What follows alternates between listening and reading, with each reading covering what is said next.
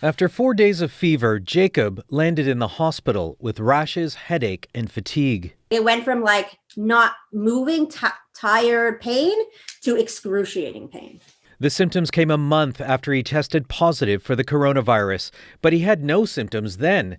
Jacob was not alone. When I was talking to the nurses, I couldn't believe that there were actually 4 other kids that in the time span that we were in the hospital that were going through it also. It wasn't, I know it's not common, but it's sadly not that uncommon. Montreal Children's Hospital has seen 30 cases of multisystem inflammatory syndrome, or MIS-C, since October, with more severe cases in recent weeks. Certainly, from a parent and physician's point of view, it's quite scary, but they all have recovered fully. And I have heard in Canada right now there have been no deaths related to this illness. MIS-C first turned up in mostly healthy children last May in the U.S. At the time, it was a mystery illness because young patients with it tested negative for the coronavirus.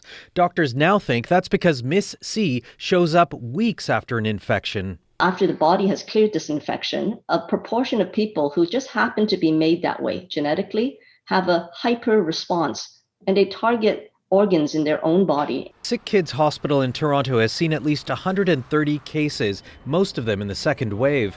In the U.S., there's been a surge in MIS-C with 2,000 cases and 30 deaths. There are no national figures in Canada where the illness is still considered rare. With the new variants, increased number of cases give us a higher denominator and a likelihood of having more MIS-C down the road. But again, we do not know the answer to this at this time, but are very vigilant to watching this.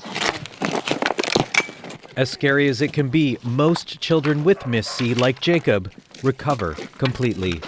Vicadopia, CBC News, Toronto.